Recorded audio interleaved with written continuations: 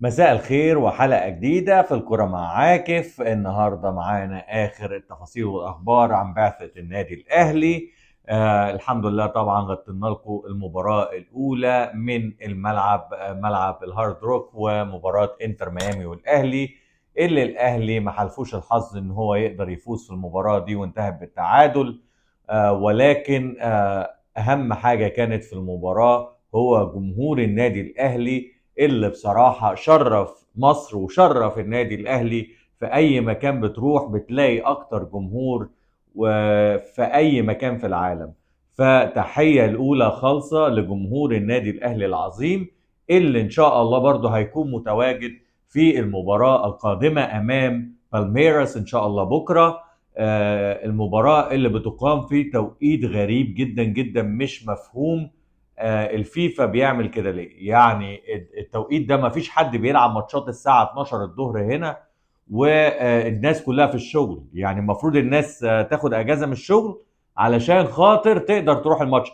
والمشكلة ان في ناس بتطلع منتمية لنادي الزمالك، اعلاميين ولاعيبة قدامى بيتكلموا في الموضوع ده برضو ان الفيفا هتقلل التذاكر. يا عم ما قلنا انتوا مالكم الموضوع ده؟ انتوا بتتكلموا في حاجة مش عارفينها ومش فاهمينها، يبقى ما تتكلموش فيها.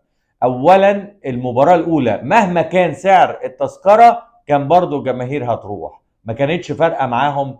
لان في جماهير كتير اساسا من جماهير النادي الاهلي اشترت تذاكر ب 400 و 500 دولار اول ما نزلت، فما كانش فارق معاهم موضوع سعر التذاكر لان الجماهير دي دفع فلوس كتيرة علشان خاطر تروح الماتش. ده انا شفت وعملت لقاءات لجماهير كتيره جايه من فرنسا ومن اوروبا ومن استراليا ومن مصر ومن كل حته في العالم علشان خاطر تشجع النادي الاهلي. فالموضوع التذاكر ده مش فارق معاه، لكن هيفرق معاه لان هنا موضوع ان انت تاخد اجازه في امريكا من شغلك ده مش موضوع سهل. مش مثلا في بلاد ممكن ان انت تاخد يوم عادي، تاخد يوم اجازه في اي يوم براحتك، تاخد اجازه في اي وقت. لكن السيستم في امريكا في موضوع الشغل ده مش سهل ان انت تاخد يوم اجازه من شغلك. فانت عشان تروح ماتش بالميراس البرازيلي لازم تاخد اجازه من الشغل يوم الخميس، لان ده طبعا يوم عمل. ومش ويك اند حتى، لان الويك اند هنا بيبتدي بعد يوم الجمعه، يوم الجمعه برضه في شغل.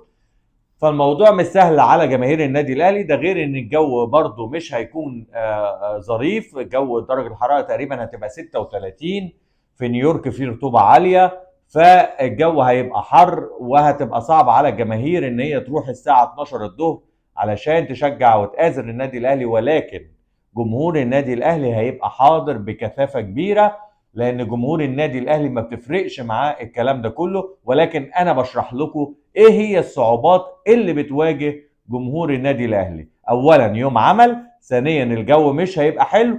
يعني انا بستغرب بصراحة ان الفيفا عامل، يعني على الاقل اعمل المباراة بالليل، هيكون الجو لطيف وهتكون الناس خلصت شغلها وتقدر تروح الماتش. لكن بصراحة توقيت غريب جدا جدا من الفيفا، وهو اختيار الساعة 12 علشان الماتش يتلعب. ولكن جمهور الاهلي دايما بيثبت ان هو متواجد وحاضر في اي مكان. لكن جمهور برضو البرازيل، جمهور بالميراس، الجاليه انتوا مش متخيلين الجاليه البرازيليه في نيويورك ونيوجيرسي كبيره قد ايه. والجزء ده بتاع نيوجيرسي عشان برضو في ناس كتير ما تعرفش، تقريبا 10 دقائق او ربع ساعه من نيويورك، فهو مش بعيد. انت مجرد ان انت بتعدي الكوبري بتبقى في نيوجيرسي وتقدر تروح الماتش عادي. فالجاليه البرازيليه موجوده بكثافه كبيره في نيويورك ونيوجيرسي. لكن الجزء المهم ان بالميراس جماهيريا ما هواش النادي الجماهيري قوي في البرازيل زي سانتوس وفلامينجو، يعني في انديه كده برازيليه ليها شعبيه كبيره. فمش كل الجاليه البرازيليه اللي موجوده في نيويورك ونيوجيرسي هتكون بتشجع بالميراس البرازيلي. فان شاء الله بالتوفيق للنادي الاهلي، اللي هنخش على طول في اخبار سريعه عن النادي الاهلي واخبار عن البعثه. طبعا سمعنا كلنا وعرفنا بخبر اصابه طاهر محمد طاهر، اصابه عضليه. هيغيب تقريبا 3 اسابيع او اسبوعين، اكتر من اسبوعين. يعني مش هيلحق الماتشين اللي جايين. ماتش بالميراس والماتش اللي بعديه بورتو، ولكن ان شاء الله لو عدى الاهلي برضو الدور الثاني المرحله الثانيه برضو طاهر مش هيقدر يلعب، ودي الاصابه الثالثه في قائمه النادي الاهلي بعد طبعا امام عاشور وكوكا.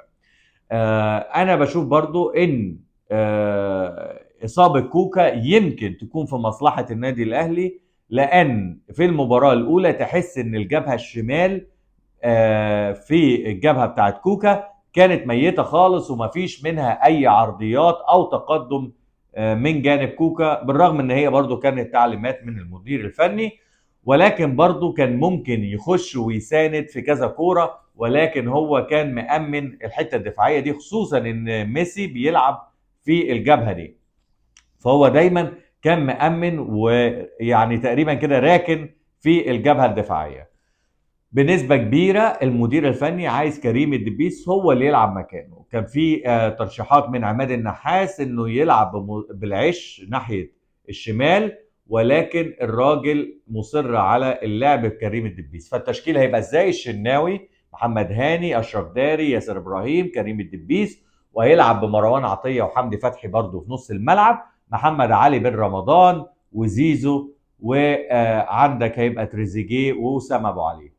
دي التشكيله اللي هيلعب بيها النادي الاهلي بنسبه يعني 99.9 الا لو الراجل غير مركز في اخر لحظه، ولكن لحد دلوقتي هو ده التشكيل اللي هيلعب ان شاء الله المباراه وبالتوفيق. لان كان في ناس كتيره اتكلمت برضو على موضوع تريزيجيه، ان تريزيجيه احتمال الراجل متضايق منه فما يلعبوش، احتمال يلعب اشرف بن شرقي، الخلافات اللي مع اشرف بن شرقي. انا بصراحه برضو بستغرب من الاعلام اللي بيطلع يتكلم في مشاكل جوه الفريق ويختلق مشاكل في فتره زي دي وفتره مهمه، وكأن الاهلي ده ولا من مصر ولا بيمثل مصر في بطوله عالميه زي دي ولا اي حاجه. يعني بصراحه حاجه مقززه، يعني ان الواحد يشوفها ويسمعها في الاعلام المصري. اتكلم على الايجابيات، خليك في ظهر النادي الاهلي، شجع النادي الاهلي. النادي الاهلي لو كسب بالميراس هيبقى انجاز عظيم للنادي الاهلي ان هو يخش دور ال 16 ويبقى من اقوى 16 فريق في العالم في اول بطوله بتتعمل بالنظام ده في كاس العالم للانديه.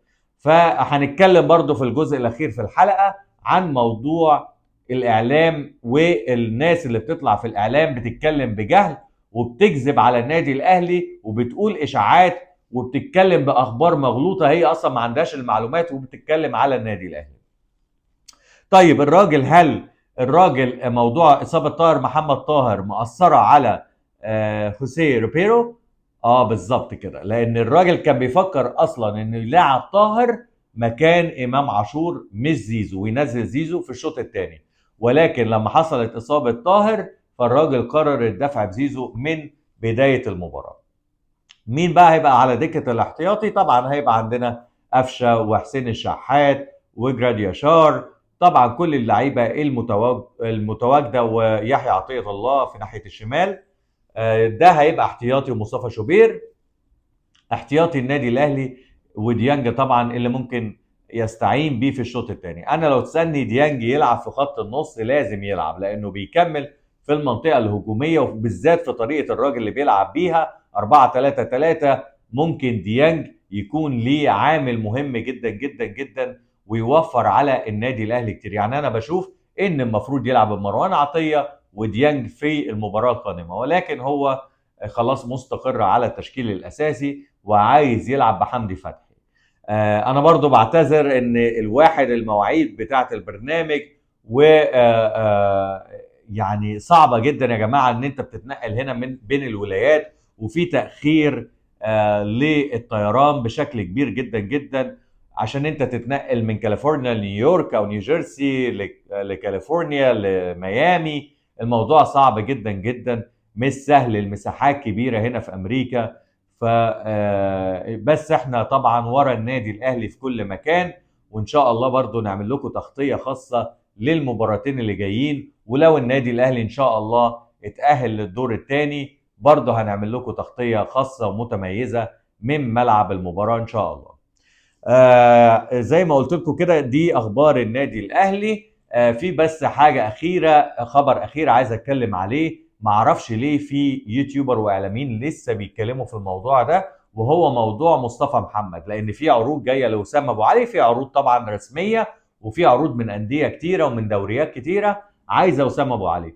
الاهلي عايز يتنازل عن اسامه ابو علي بكام؟ الاهلي مش هيتنازل عن اسامه ابو علي باقل من 10 مليون دولار. هو ده السعر اللي النادي الاهلي حطه، اللي هو المينيمم بتاع اسامه ابو علي. طب الاهلي هيجيب مين؟ لان انا بشوف ناس كتيره معرفش ليه طالعه تتكلم في الموضوع ده، بالرغم ان هم عارفين كويس جدا واكيد متاكدين ان الاهلي قافل موضوع مصطفى محمد الفتره دي ومش عايز يتعاقد معاه، خصوصا بعد ان كابتن محمود الخطيب حاسس ان في مماطله من مصطفى محمد وطلبات غريبه منه علشان يوقع النادي الاهلي. فالنادي الاهلي حاسس ان مصطفى محمد مش عايز يوقع في النادي الاهلي، او ان هو مش عايز يجي مصر. فعلشان كده النادي الاهلي قافل الموضوع من ناحيته. مين بقى اللي بيحاول ان هو يوفق ما بين الاهلي ومصطفى محمد؟ هو وكيل مصطفى محمد، هو اللي بيحاول يقنع اللاعب ويقنع النادي الاهلي ان هما الاثنين يتلاقوا في نقطة واحدة. ولكن زي ما بقول لكم الكابتن محمود الخطيب قافل الموضوع ده دلوقتي تماما، والتفكير الاكبر مش في محمد شريف ولا مصطفى محمد، انما في اسامه فيصل. النادي الاهلي عايز يتعاقد مع اسامه فيصل بعد كاس العالم للانديه، وكان في تفكير قبل كاس العالم للانديه ان يتم التعاقد معاه بشكل رسمي، ولكن كان في رؤيه ان انا دلوقتي لو اتفاوضت مع النادي ان انا امضي اسامه فيصل، فالبنك الاهلي هيطلب مبلغ كبير جدا جدا ويستغل الموقف ان النادي الاهلي مستعجل وان النادي الاهلي رايح كاس العالم للانديه. فعلشان كده زي ما بقول لكم النادي الاهلي مأجل الموضوع لبعد كاس العالم للانديه ان شاء الله لما يرجع بالسلامه. وبالتوفيق للنادي الاهلي ان شاء الله بكره. انا طبعا عامل لكم الحلقه دي ما بين شوطين مباراه الهلال وريال مدريد. الشوط الاول خلص بنتيجه 1-1. الهلال يا جماعه السعودي قدم مباراه او شوط اول عظيم جدا جدا جدا. الاستحواذ كان للهلال اكتر من ريال مدريد، الفرص بتاعتهم كانت خطيره، كان ممكن يسجلوا حتى هدف تاني في اخر الشوط الاول عن طريق سالم الدوسري. الهلال بيقدم مباراة كبيرة جدا جدا امام ريال مدريد، وان شاء الله بالتوفيق للنادي الاهلي بكرة. لكن حاجة اخيرة بقى معايا، انا هعمل حلقة مخصوصة اجيب لكم فيها كل الفضايح اللي بتطلع في الاعلام الرياضي المصري على مدار الاسبوع ده بعد مباراة الاهلي وانتر ميامي. تخيل لما رضا عبد العال يطلع يقول لك ان الاهلي وانتر ميامي هيخرجوا الاثنين، تخيل ده يكون مصري ولعب في النادي الاهلي وانهى حياته في النادي الاهلي، وطالع بيقول الكلام ده ان الفرقتين ضعاف وان الفرقتين المفروض ان هم ما يصعدوش للدور الثاني، وان المدرب بتاع الاهلي ياخد 0 واللعيبه كلها تقريبا مديها يعني تقييم ما بين 3 من 10 ل0 من 10 ل2 من 10، وكأن ان النادي الاهلي ده نزل ماتش انتر ميامي ما لعبش اصلا ولا هاجم وضيع فرص كتيره، وبيقول لك ان انتر ميامي كان يستاهل يكسب النادي الاهلي 5-3. بالرغم لو شفتوا اللقاءات اللي احنا عملناها مع جمهور انتر ميامي من الملعب، كل الجمهور ما بين الشوطين قال لك ان نادي انتر ميامي كان محظوظ جدا انه خرج الشوط الاول وهو مش خسران 3-4، لان النادي الاهلي اهدر فرص كتيره وفرص كبيره. فتخيل كابتن رضا عبد العال، ما اعرفش انت بتحقد على النادي الاهلي كده ليه؟ ايه الحقد والغل اللي جواك ده يا اخي؟ يا اخي اتكلم حتى بمنطقيه، راعي ربنا وانت بتحلل الماتشات، راعي ربنا ما تتكلمش بانتمائك وانت بتتكلم عن النادي الاهلي، علشان انا ما اعرفش برضو في برامج كده قايمه على حقد النادي الاهلي وغيظ جمهور النادي الاهلي، ويعني حاجه تقرف بصراحه بنشوفها في الاعلام الرياضي المصري، ان واحد زي ده يطلع يتكلم هو ومحمد فاروق.